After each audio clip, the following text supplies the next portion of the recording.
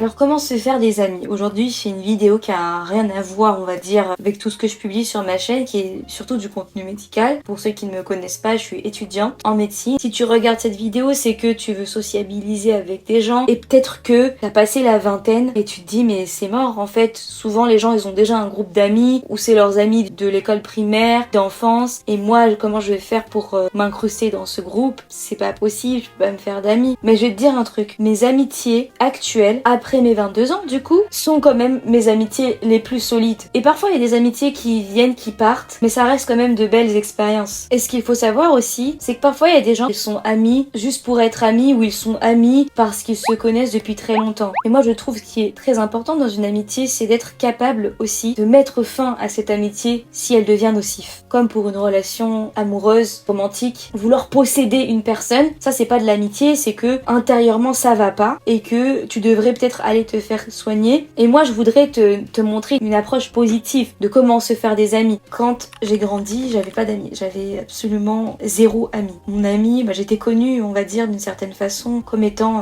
celle qui tournait autour de l'arbre dans la cour de récré parce que j'avais pas d'amis. Ma famille, ils aimaient bien dire que mon ami c'était l'arbre. J'avais vraiment pas d'amis parce que socialement, je ne savais pas comment parler aux gens, comment m'intégrer. Et je n'étais pas à l'aise avec moi-même. On va dire que mes premiers amis, je les ai eus quand même assez tard, quand moi-même j'avais 22 ans. Et avant ça, ce n'est pas que je ne parlais avec personne, mais c'était, on va dire, dans un cadre très professionnel. J'avais pas d'amis et je me sentais rejetée dans différentes situations. C'est-à-dire qu'à l'école primaire, le collège, je me faisais beaucoup moquer par des élèves. Et moi, je voyais les gens comme une menace. Et moi, je préférais juste ne pas être en contact avec des êtres humains. Les êtres humains, ça me faisait très très peur. À l'école, je préférais la partie où tu te poses dans la salle de classe et on révise, on apprend un truc, mais sinon la cour de récréation c'était le truc que je redoutais le plus parce que moi ça me faisait peur. Plus je grandissais, ça ne s'améliorait pas plus que ça, les moqueries, tout ça continuait. J'essayais d'intégrer certains groupes d'amis, j'essayais d'imiter certaines personnes et je devenais en fait juste une personne désagréable, je n'étais pas moi-même. J'essayais de faire la personne cool, mais j'étais éclatée. Encore aujourd'hui, d'ailleurs je sais pas si je devrais le dire, moi ça me fait peur de passer devant l'école primaire dans laquelle j'étais, devant le collège dans lequel j'étais. Je préfère ne même pas mettre un pied là-bas et malheureusement si je dois passer devant, je préfère littéralement fermer les yeux, vraiment fermer les yeux parce que ça me rappelle tellement de souvenirs. C'était le moment où j'étais le plus vulnérable. J'avais peur d'aller vers les gens, j'avais peur de parler. Vraiment j'étais complètement mal à l'aise avec moi-même, avec mon corps, avec ma personne. Donc je préférais dans un sens même ne pas exister. Et puis petit à petit, je me disais que en fait je me mettais peut-être trop la pression et puis plus je grandissais, plus je voyais des personnes assez sympathiques dans mon entourage et j'arrivais un petit peu à déconstruire, on va dire, cette image ou ce schéma que je m'étais fait des gens autour de moi parce que la majorité des gens je les voyais comme étant une menace et c'est pas basé sur rien du tout dans le sens où c'est des trucs que j'avais moi-même vécu et ça me faisait peur. Donc petit à petit je me suis, on va dire, autorisée, on va dire, à lâcher prise et à discuter avec des gens, être agréable, on va dire, avec. Mais je pense que j'en faisais trop quand même parce que c'était comme si je devais te prouver que j'en valais la peine et moi en fait je définissais tellement ma valeur par mes compétences, donc je devais tellement te prouver que je suis comme ci, je suis comme ça pour que tu puisses m'accepter comme pouvant appartenir dans ton cercle, comme pouvant être ton ami et par peur d'être rejetée en fait, comme si j'étais capable de changer toute ma personne pour pouvoir m'intégrer, pour pouvoir m'adapter. Et donc je me disais que non, tous les êtres humains ne sont pas des connards, donc j'allais moi-même vers les gens et je parlais, mais c'était un peu trop de gentillesse, j'en faisais trop, clairement j'en faisais trop et finalement ça ne m'a pas réussi dans le sens où j'ai remarqué que plus j'étais beaucoup trop gentille et c'était pas sincère, honnête, dans le sens où j'attendais clairement qu'on me traite bien en retour, ce qui est une attente normale, mais en fait je n'ai pas besoin de faire autant pour que quelqu'un me traite correctement. C'est là le paradoxe parce que plus j'étais gentille, plus on m'utilisait et ça se voyait déjà à l'hôpital. Quand je commençais mes premiers stages à l'hôpital, c'était le moment où j'étais, on va dire, un peu plus en contact avec des êtres humains et je n'avais pas de caractère en fait, j'étais juste la personne beaucoup trop gentille qui allait se plier en quatre pour toi, qui allait t'aider même si elle a fini, elle va pas rentrer chez elle, elle va rester. Mais je me faisais beaucoup de mal parce que là le truc c'est que je me voyais comme étant un gros problème. Donc en gros je devais adapter ma façon d'être, ma façon d'agir, ma façon de parler pour me sentir appartenir à un groupe. La réalité c'est que ouais j'étais gentille, mais j'étais pas gentille avec moi-même. J'étais très très dure avec moi-même et je ne me disais pas que non, tel que tu es accepté. Je pense que je vivais dans un monde de bisounours où vraiment je me disais que les gens sont gentils avec les gens gentils, ils sont méchants avec les méchants. non, c'est complètement stupide. Et à ce moment-là, je commençais à prendre conscience, je voulais plus me faire marcher dessus. J'étais vraiment sur la défensive. Je voyais tout comme une menace. Avant, je voyais comme une menace, mais j'étais incapable d'agir. Après, je pensais qu'il fallait que, voilà, je m'adapte et que je sois gentille, qu'en fait, le monde n'est pas si méchant. Et ensuite, j'étais vraiment en mode carapace, défensive. Ah, s'il y en a un qui me parle, je le bute. Non, pas dans ce sens-là. Je pétais des câbles et vraiment, je pouvais m'embrouiller avec n'importe qui, n'importe quand. Et petit à petit, j'ai remarqué que, en fait, donc cette situation ou cette personne peut me rendre triste, en colère ou d'autres émotions qui sont clairement destructrices et pas du tout bénéfiques. Et je me rendais compte que je pouvais passer des semaines, voire des mois à parler, à penser à la même histoire sans devoir faire ce que je dois faire actuellement, à faire des trucs créatifs, m'occuper d'autres choses, aller à un musée, rencontrer de nouvelles personnes. Et petit à petit, j'ai réussi un petit peu à me détacher de ça. Dans le sens où j'essaie de ne pas trop mettre la pression quand il s'agit de parler avec quelqu'un. Je me dis, tu y vas vraiment sans attendre. Tu parles avec cette personne, peut-être que ça se passe bien, ou peut-être pas, mais sache que si ça ne colle pas, en fait, il faut arrêter de tout ramener à sa valeur personnelle. C'est pas parce que cette personne ne te parle pas correctement que ça veut dire que t'es une grosse merde. Le plus important ici, c'est que tu dois te respecter toi-même. Et en fait, c'était comme si, quand ce moment où j'étais sur la défensive, je voulais imposer ce respect. Qu'en gros, moi, on ne me parle pas comme ça, on ne me traite pas comme ça. Mais ça, la réponse de l'autre, ça, tu ne peux pas la contrôler. Peut-être que cette personne en face, c'est vraiment un gros trou du cul, c'est vraiment une grosse connasse, un gros connard. Et ça, c'est pas ton problème. Mais toi, tu ne lui donneras pas la possibilité d'avoir le contrôle sur tes émotions. Ça, c'est très important. Alors, se faire des amis, déjà, c'est pas très compliqué. C'est vraiment pas très compliqué. La plupart des gens ont envie de discuter. C'est juste que les gens ont peur de faire le premier pas. Le premier pas par peur de se faire recaler. Et ça peut se comprendre, surtout si tu as eu des expériences comme les miennes où en fait tu te faisais moquer gratuitement. Déjà, si tu ne te sens pas à l'aise avec toi-même, tu n'es pas à l'aise avec ton style vestimentaire, avec ton look, eh bien à ce moment-là, moi je te conseillerais de porter des vêtements qui te font te sentir à l'aise. Moi personnellement, je sais que mon style vestimentaire, c'est quelque chose qui a beaucoup boosté ma confiance parce que je me sens bien avec mon look. J'ai expérimenté plusieurs looks vestimentaires jusqu'à trouver mon style actuel qui risque de changer encore et encore. Mais globalement, moi ce que j'aime actuellement, c'est un peu tout ce qui est rétro vintage. C'est vraiment ce que je préfère. C'est quelque chose qui a évolué petit à petit. J'étais quelqu'un qui avait vraiment zéro style. Enfin, c'était pas un truc qui me traversait l'esprit. Et je pense que j'étais déjà beaucoup trop triste avec tout le reste, mais je ne savais pas que j'étais triste. En fait, j'étais chroniquement triste, mais je ne savais pas. Mais toutes ces choses, fais-le pour toi, pour que tu te sentes à l'aise avec toi-même et pas dans le but d'impressionner une autre personne. Parce que si c'est quelque chose que tu fais dans le but d'impressionner, là, ça va quand même un peu foirer. Je veux que tu gardes cette authenticité, reste authentique. De toute façon, je pense que toi-même, tu ne voudrais pas une personne qui a une image très lisse et plate, sans défaut, qui veut devenir ton ami. Je pense que tu te sens juste mal à l'aise face à cette personne. Vous voyez, c'était presque impossible pour les gens d'entendre le son de ma voix. Je ne parlais avec personne, je n'avais absolument pas l'habitude. J'avais du mal à parler aux gens. Donc, quand je me déplaçais, quand j'allais prendre le train pour aller à la fac, là, je me disais, je vais essayer de parler à au moins une personne, ne serait-ce que pour demander l'heure, pour demander quand est-ce que passe le bus. Je vais le faire et pourquoi pas commencer une petite conversation. Donc, je le faisais et petit à petit, c'est devenu tellement naturel. Bon, je vais pas vous dire que là, je vais parler à n'importe qui dans la rue. Il y a quand même encore aujourd'hui certains profils, certaines personnes ou certaines circonstances qui font que je n'ai pas spécialement envie de parler ou que je n'arrive pas à parler. Ensuite, entraîne-toi à regarder les gens droit dans les yeux quand tu leur parles, sans forcément les fixer comme un psychopathe. Je peux te conseiller de porter les lunettes de soleil vraiment noires, toutes noires, où on voit pas tes yeux. À ce moment-là, tu peux t'entraîner, même quand t'es assise dans le train, dans le métro, à regarder les gens, et eux, ils ne sauront pas que tu les regardes. Comme ça, tu t'entraînes à les regarder, et quand tu parles aux gens, petit à petit, essaie de faire le eye contact, de regarder la personne dans ses yeux, et de se focaliser sur la personne. Ne te focalise pas sur ton corps. Essaie d'avoir une attitude détendue, n'aie pas les bras croisés. Encore les mains dans les poches, ça peut être plutôt détente, mais ne sois pas crispé. Ça, ce sont des essais. Ça, faut que tu le mettes en pratique. Donc, pour faire le résumé jusqu'à présent, t'expérimentes différents looks, différents styles vestimentaires, et tu portes la tenue dans laquelle tu te sens à l'aise. Tu sors, tu te dis aujourd'hui, je parle à au moins 3 personnes, même pour poser la question la plus débile. Ça, c'est juste un échauffement pour que tu t'entraînes à parler aux gens. Quand tu leur parles, regarde-les droit dans les yeux, ou quand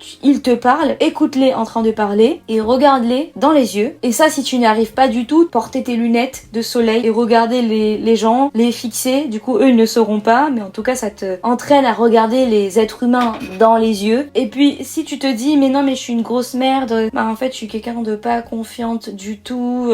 Du coup, de toute façon, la personne, elle va me trouver nulle, elle voudra pas me parler, je connais rien du tout. Alors là, tu peux faire deux choses. La première chose, c'est que tu veux commencer à sociabiliser avec les gens. Donc, tu commences une petite conversation toute simple du style « Bonjour, excusez-moi, il passe dans combien de temps le train ? Vous le prenez souvent ce train ? Ah oui, moi aussi, je le prends souvent. » Voilà, tu lances la conversation. Une fois qu'elle est lancée, la personne va parler d'elle, va continuer. Et là, tu lui poses des questions, tu l'écoutes. Et si elle te pose des questions sur toi, eh bien, tu peux répondre. Mais voilà, tu peux t'intéresser à la personne en face. Si t'es comme moi, tu penses que ta valeur est définie par tes compétences, ça peut t'handicaper dans le sens où tu as l'impression que tu dois toujours prouver que tu en vaux la peine pour se faire des amis ou simplement parler avec des gens de façon très très casual. Rien que ça peut te bloquer. Et en fait, non, tu en vaux plus que tes compétences, d'accord? Mais c'est vrai que les compétences, les skills, ça peut booster ta confiance. Donc à ce moment-là, tu peux développer l'un de tes centres d'intérêt, quelque chose que tu aimes faire, mais dans un but purement personnel, pour ton épanouissement personnel, pas dans le but de ah oui, il y aura la petite mamie dans l'arrêt de bus,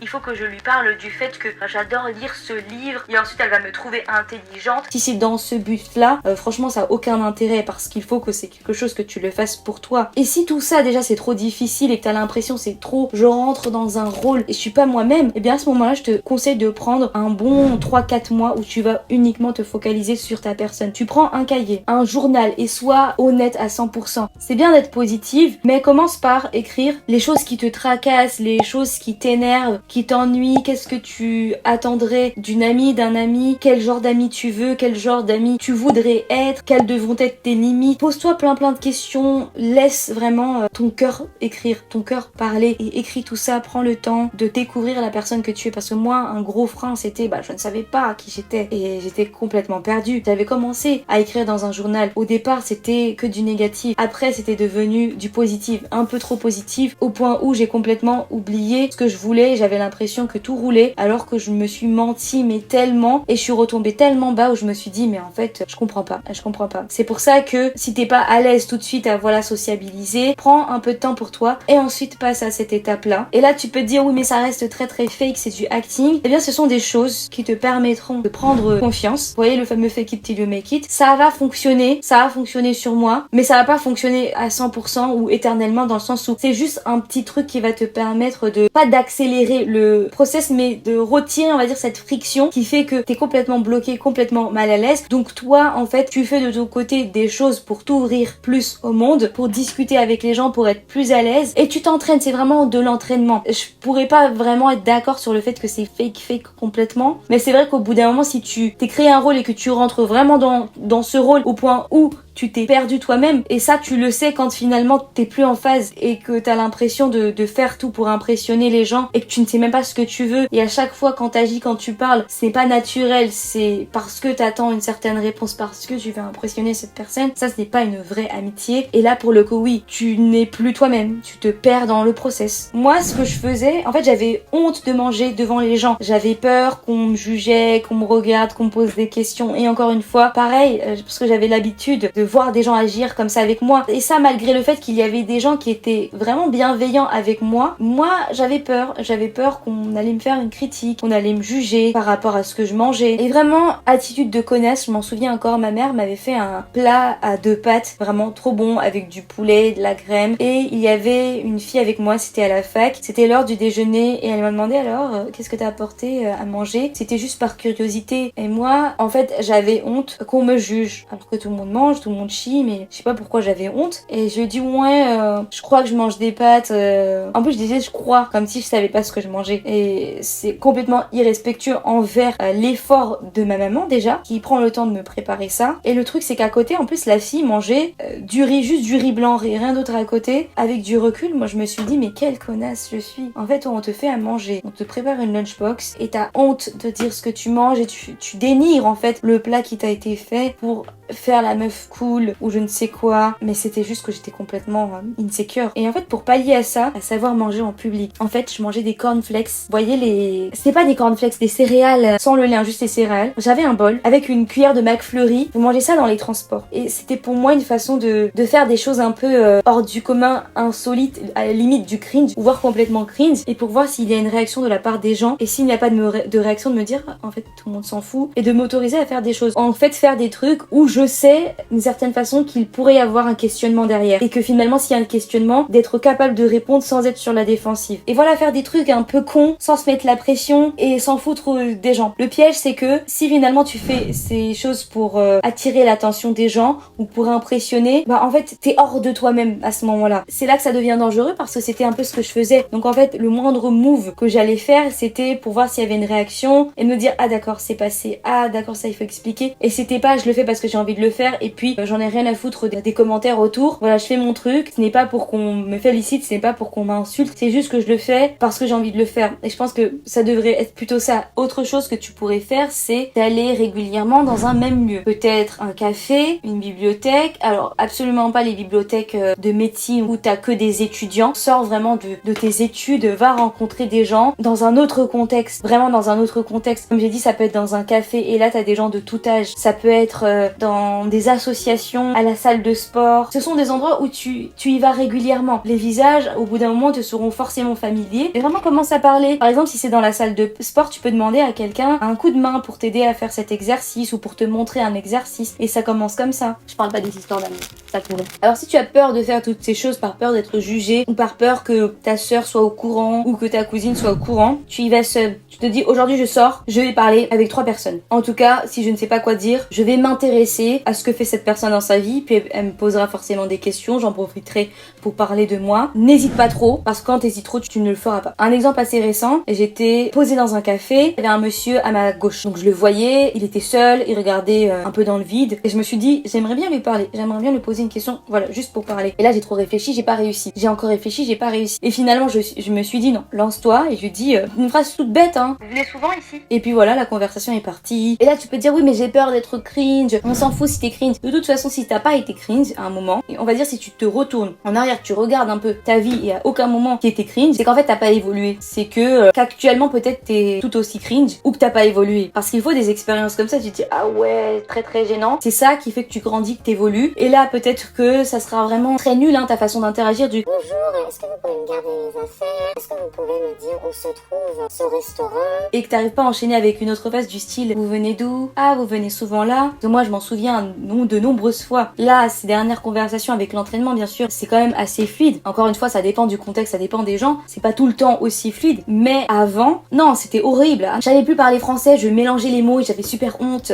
Et je préférais me cacher. Mais il faut pas abandonner. Ça te donnera de plus en plus envie de vouloir connaître d'autres personnes, interagir avec d'autres personnes. Et puis c'est une compétence très très importante de savoir se faire des amis ou savoir parler aux gens. Même pour toi-même, disons que t'es dans une situation où t'as besoin d'aide ou t'as besoin de quelque chose, parce que t'as honte, parce que tu ne sais pas parler aux gens, bah tu préfères rester un peu dans ta merde et de ne pas en parler parce que t'as honte. C'est triste. Mais ne te mets pas la pression. Moi je veux vraiment que tu vois ça comme étant un peu un petit jeu. Tu vas discuter avec tes gens et à partir de ça, qui sait, vous allez peut-être devenir de très bons amis, vous allez même peut-être travailler ensemble, faire des projets ensemble. Disons que là tu commences à parler parce que ça c'était un peu le début. Tu as réussi à te faire des amis ou des connaissances et là la relation continue. À ce moment-là, sois authentique, sois toi-même. Ne sois pas hypocrite dans ton amitié. Pas hypocrite dans le sens où devant elle tu lui fais des compliments et derrière son dos tu dis ah oui mais c'est vraiment qu'une grosse connasse. Moi en fait je traîne avec elle juste parce que je me sens seule. Non, pas dans ce sens-là. Hypocrite dans le sens où par peur de perdre cet ami, tu ne dis pas comment tu te sens réellement. Une vraie relation, une vraie amitié, c'est une relation dans laquelle tu es capable de dire quand ça va et surtout quand ça ne va pas. Là si tu ne dis pas par peur de perdre cette personne,